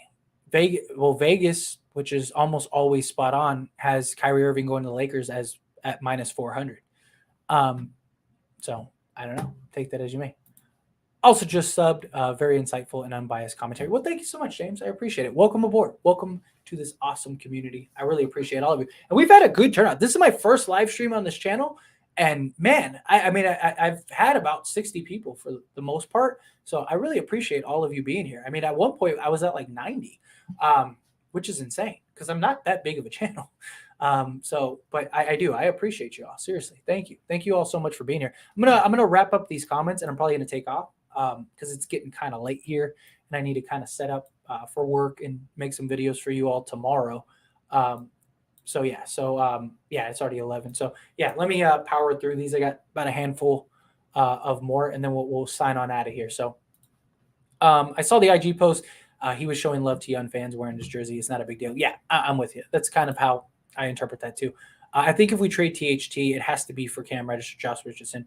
I'm cool with Seth or Buddy as plan B if we don't get Kyrie. Yeah, I would personally, I would rather have Cam Reddish even over Buddy Hield because Buddy Hield, we know it. Yes, you know what you're going to get with Buddy Hield, but he offers you the same thing that Cole Schwider does. I mean, probably more consistent and he has more experience. So I don't want to compare the two, but Buddy Hield offers you no defense and only offers you shooting.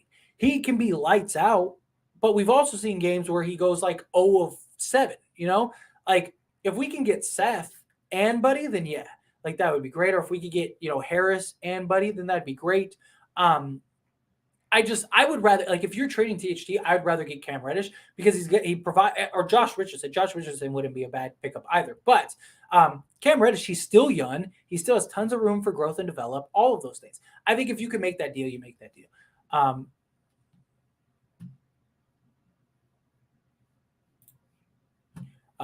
This idiot has been reporting Kyrie to Lakers a done deal for a week now. Clearly doesn't know what he's talking about. I pity anyone who takes this guy seriously. Well, thank you so much, Eddie, for being here. I really appreciate your support, and all your help. I don't know. Does my name say Woj on it or anything like that? Some guy on YouTube. I'm reporting the reports.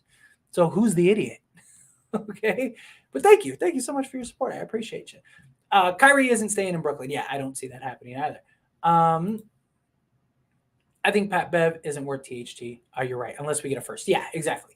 I just don't. I think I understand Pat Bev might do for you, might do more for you now, but in reality, I mean, you're trading a 21-year-old. He's younger than half the people that were drafted this year.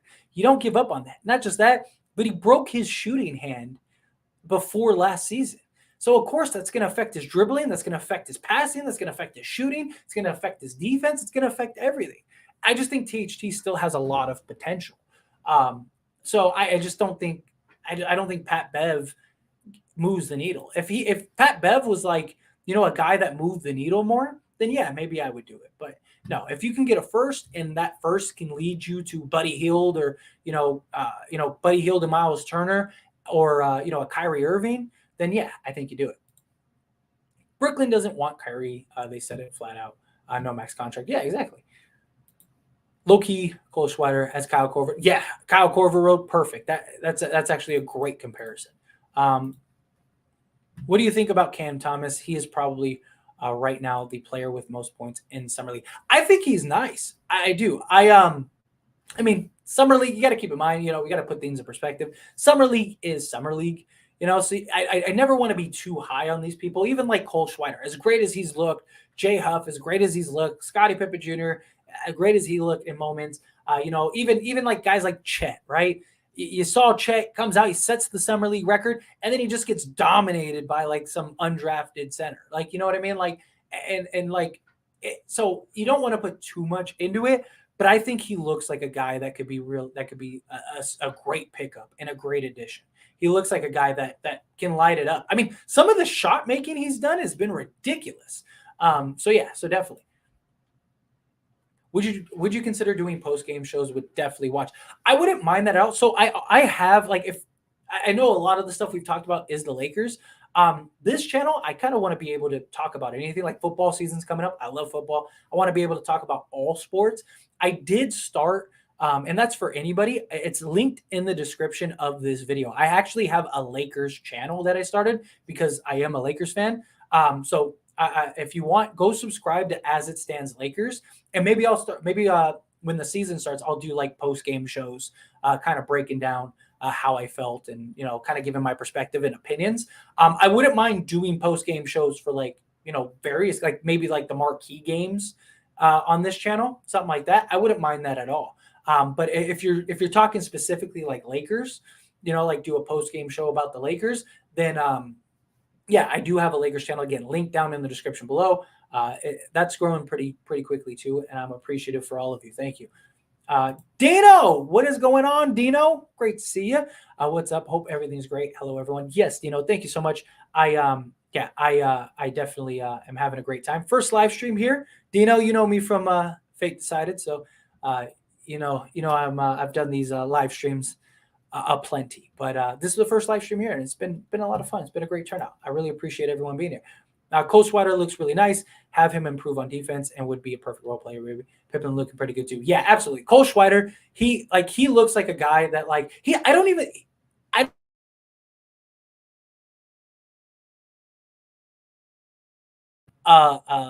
lockdown defender. I just need him to be serviceable because his type of shooting, as great as he's been shooting, if he can maintain that. Now, I don't think he's going to shoot 45% or whatever he's shooting right now, or 50% from three when he gets the NBA. But if he can get to 37%, like that's great, right? And if he could just be serviceable defensively, like to where like he can at least stay in front of his guy, which he has shown moments, then I'm all for it. But hope you sleep well, my guy. I'm glad I'm subscribed to you. Well, thank you so much, Win-Win. I really do appreciate you. Yeah, definitely. Like I said, we're going to wrap it up. I'm just trying to get through these last few comments. Want to be fair to everybody, all of that stuff. Cole Schweider is going to be a better Steve Novak. That's actually a really good comparison, too. I actually like that. Bro, you're killing it on this channel. Happy for you. Thank you so much, Dino. Appreciate you. I appreciate your support so much. You're always been a big supporter in everything that I do. Thank you. You should 100% do a live stream on As It Stands Lakers. Yeah, definitely. I definitely would love to do that, especially like after the game stuff, kind of give my breakdown, give my analysis. Like I said, this is the first live stream I've done here. So definitely want to get a couple more under my belt, kind of get a feel for it, all that stuff. Definitely have to do some live streams on As It Stands Lakers and things like that as well. But yeah, definitely. I love doing these live streams. So they're a lot of fun, being able to engage with you guys in real time. Whether we agree on stuff or not, it's great, because that's what it's all about, right? That's the beauty of sports. We have arguments, we have debates, we have discussions. We're all over the place, all of that stuff. We have our back and forth, everything like that. Like, that's the beauty, right? That's what it's all about. And so I love it, having the opportunity. Awesome. Thank you so much, Garden of Whedon. Thank you so much for the $5 super chat. Seriously, that means a ton to me. I really do appreciate it. Your 14 trade center around KD is similar to Bob Marks' mock trade on ESPN. How likely do you think that trade? Oh, that's where I got it from. I mentioned it in the video that it was from ESPN. Maybe I left out that it was from Bob Marks, but I thought I said it in the video. I know for sure I said it came from ESPN. So by no means do I take credit for that trade. It came from ESPN. Yeah, I don't remember. I have to watch the video. But if I didn't say Bobby Marks, my apologies. I usually try to say where it came from. But sometimes I'm doing the things in real time, so it's sometimes brain farts, things like that. But as far as that type of trade, I don't know if so. That trade is actually really interesting. I actually think that trade is very fair for all parties involved. Like, I really do. Like, because you have like all like the hefty picks going to the Jazz, which the Utah Jazz, they're the ones that are in a rebuild, right? And they're the team that wants to rebuild, if you're trading everybody. Where Brooklyn gets the players and not really any draft picks, which some people might look at as like, well, why would they not want the draft picks? They want to play because they can't tank. They can't rebuild. They don't have any of their own draft picks. So they need to be as competitive as possible. So I thought that was a really fair trade. They also get Donovan Mitchell. So they get that other star. You get Cam Johnson. You get Mikal Bridges. Like, I think that is a really good package for Brooklyn. I think that's a really good package for the Utah Jazz. Not just that, but the Utah Jazz, their picks that is in that trade, as ridiculous as it seems, because I think it's 6 picks. It's being reported that the New York Knicks are offering 6 first-round picks for Donovan Mitchell. So I guess it's not that far-fetched. I personally think the only way a Kevin Durant trade actually happens is by like a 4 or 5 team trade. I don't think it's going to be a straight-up trade with anybody. I don't think it's going to be something where Kevin Durant and the Suns just do a straight up trade. I don't think it's going to be like that. I think it's likely going to be 3 or 4 teams, because no team really, other than maybe the Warriors, have enough to actually get KD for the price that the Nets would deem satisfactory. So I don't see any other way other than like a deal like Bobby Marks made. But yeah. Anyway, again, thank you so much, Garden of Whedon, for the $5 super chat. It really does help the channel a lot. I really do appreciate it. It does. You have no idea. Where were we? Like I said, I want to get through the comments. Let's see. Here we go.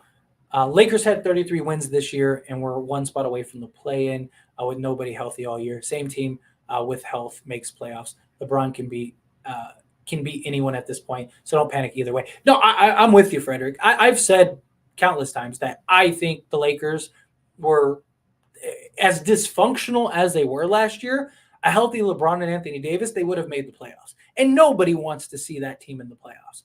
As dysfunctional and crazy as it seems, nobody wants to deal with it, So I do. I think the Lakers I think no matter what happens, I think the Lakers are going to be in a good position, and you can't rule out Davis and LeBron.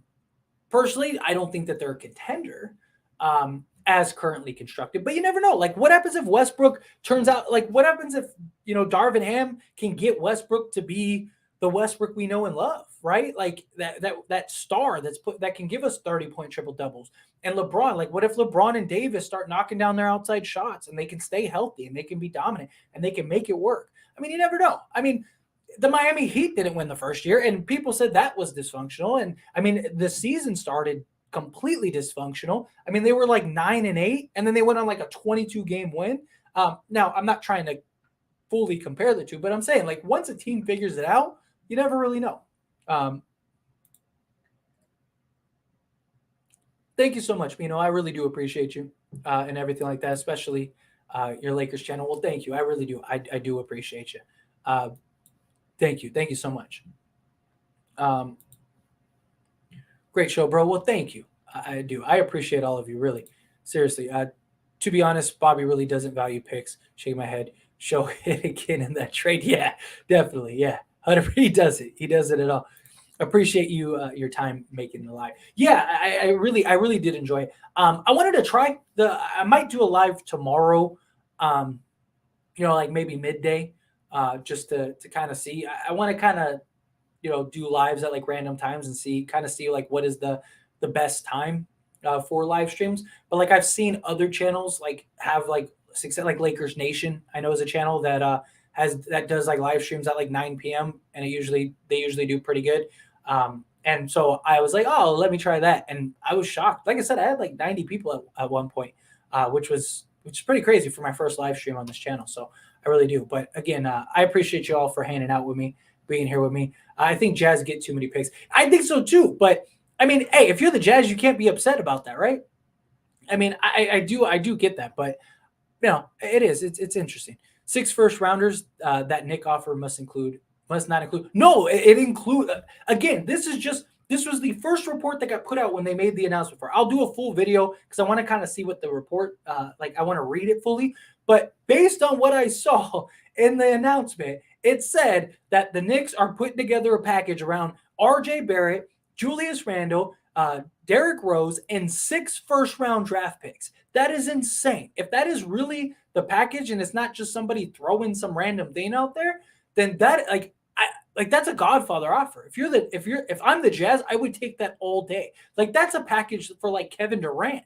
That might even be more than what you get for Kevin Durant. So, and that might completely ruin the Kevin Durant trade. That's something else I should probably make a video on tomorrow. Is how that would affect the Kevin Durant trade. I mean, seriously, you're getting 6 first round picks. That's insane. That is way too much for Mitchell. Mitchell is nice. He's a good player. He's not a great player. Like I mentioned earlier, I don't think he's a top 20 player in this league. I could probably name 19 to 20 players that are better than Donovan Mitchell.